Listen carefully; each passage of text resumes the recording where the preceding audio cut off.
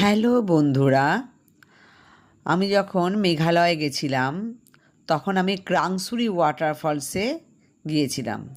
আর ক্রাংসুরি ওয়াটারফলসে 400 থেকে 450খানা সিঁড়ি।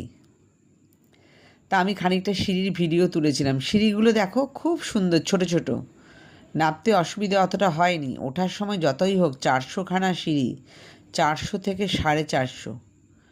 নিচের দিকে সিঁড়িটা একটু মোটা ছিল, একটু উঁচু উঁচু ছিল। তারপরে দেখো ফলসে চলে এলাম। একবার ফলসটা দেখো, এই ফলসটা না দেখলে মনের শান্তি হতো না। ক্রাংসুরি ওয়াটার ফলস এর নাম।